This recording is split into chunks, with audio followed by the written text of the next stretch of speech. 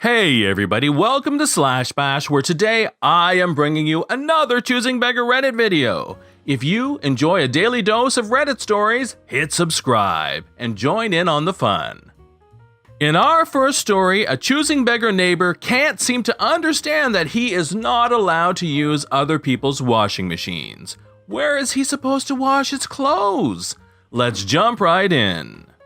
This is kind of a long story, but my fiancé and I used to live in an old cheap apartment complex in a sketchy part of town. I had lived there for a year before he and I moved in together, so I had seen a lot of people come and go. Close to the end of our lease, we got a new neighbor above us. He was young and lived alone. So for context, there were washer and dryer hookups in the shared basement. Every building had one, and you were to share the basement with your upstairs or downstairs neighbor. There were 2 sets of hookups and closets with their own locks. The basement door also locked, and each tenant had a key to their basement. So, pretty much no one had washers and dryers, but when my fiancé and I had the chance to get some, we did. We had had these for about 3 months before our new neighbor moved in. Ensue the issue. I wash laundry multiple times daily, so I am in and out of the basement all day. I had started to notice the basement door was being left unlocked, which was weird because our new neighbor had nothing in the basement. Whatever, I thought, I must have been forgetting to lock it. Until that night. I had just started a new load before bed when I heard footsteps and the chime of my washing machine goes off. I wait and listen. I hear footsteps again going upstairs. I then run down to see what it was. There were my clothes laying on the concrete, dirty floor of the basement and my neighbor's clothes in my washer. I fly off the handle easy, so I asked my fiancé to go up and talk to him. He does, and here's where the Choosing Beggar starts in. My fiancé explains how the washer is ours, that it is hooked up to our water and electric, and that it was not a shared thing. The neighbor becomes angry and asks, "Well, where am I supposed to do my laundry?" My fiancé explains that there is a laundromat down the street that he could use. We used to go to it. The new neighbor looks furious and says, "I don't rent a place to then have to go to the laundromat." New neighbor slams his door. We put his wet clothes into the basket he brought his clothes downstairs in, then put them in front of his door. The next day, I go down to wash clothes. New neighbor's clothes are back in there. I go back up and explain again how this is not a shared washer-dryer. At this point, I call the landlord and tell them what's going on, and they say they will talk to him.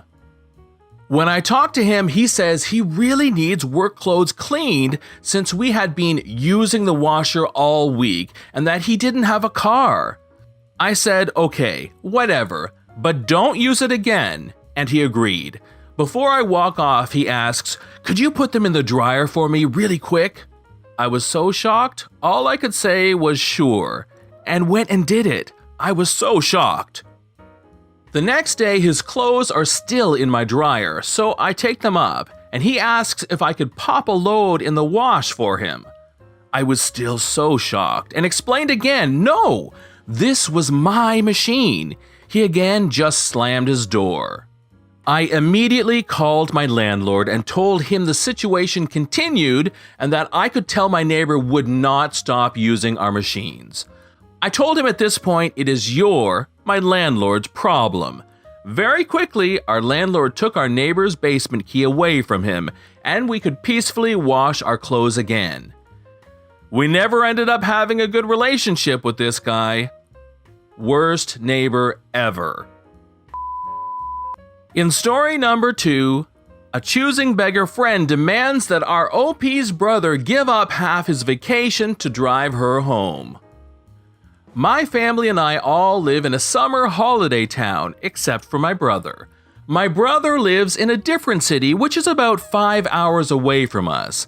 My brother's city is the largest city in my country, and so most of the people who come to vacation in our town come from this city. My brother works a valet job in a major hotel in the city, and his job is super busy, so he doesn't usually get many opportunities to take holiday time and visit us. Ironic, since he always has a place to stay here. This week, my brother was able to arrange a 2-day vacation, and so he is coming to visit us. One of our neighbors down the street from us has a daughter that I have known and been friends with for a while. They don't live permanently in our town, they just have a holiday home here. Their main house is in the big city, where my brother lives. That's the background information now, on to the story. Our neighbor arrived for summer holiday here 2 weeks ago. He arrived by himself, leaving his wife and daughter in their main home to join him later. When I was telling our neighbor that my brother would be coming out for a couple of days, he asked if my brother would give his wife and daughter a ride. That would save my neighbor a couple of $100 on bus fare for them, and it would be a much nicer ride for them. I asked my brother and he agreed. He said that he was leaving early Sunday morning and his car was empty, so it would be no problem to bring them along. I told my neighbor the good news. Then later, I thought that I would call my friend, the neighbor's daughter, directly as I was pretty excited to see her again. The conversation went like this. "Hi! I heard you were coming with my brother on Sunday morning. That is so great! I've missed you so much." "Yes, I'm looking forward to it. Wait, Sunday morning?" "Yeah, my brother is leaving on Sunday morning. Didn't your dad tell you?" No, not Sunday morning. We have to leave Sunday evening." "Oh, well, my brother can't really change that as he only has 2 days of vacation. He can't wait to leave in the evening." "Well, he has to." "What do you mean?" "One of my relatives is having an engagement party on Sunday. We absolutely have to go to that, so there is no way we can leave in the morning. Your brother is just going to have to wait until evening." Now, I'm starting to feel slightly irritated. He doesn't have to wait for you. His car is empty, so he agreed to take you since it isn't a problem for him. But if your plans don't match, you can take the bus. Why would we take the bus when your brother's car is empty? Choosing Beggar, I don't think you understand what I'm saying here. You can come with my brother if you can leave Sunday morning. That's when he is leaving. He is not going to wait until the evening when your party is over to leave. That would make him lose a day of his 2-day vacation. But he agreed to take us. He has to wait. Oh my God. He was trying to do you a favor, not lose half of his vacation. My brother's not your driver. It is his job though, isn't it? Yes, when he gets paid to do it, then it is his job. So you're saying we should pay your brother? No! What are you talking about? Listen to me. If you are able to leave on Sunday morning, then he is happy to take you. If you want to wait until Sunday evening to leave, then he will not wait for you. Oh my God, OP. I didn't know you had such a lousy family. First you agree to take us, then you take it back? That isn't fair. Your brother has to take us. You know what? My mom is just telling me that the situation has changed and that my brother's car is full. He decided to bring some of his friends along. Sorry, you're going to have to take the bus with your mother. Click. I guess I no longer have her as a friend anymore.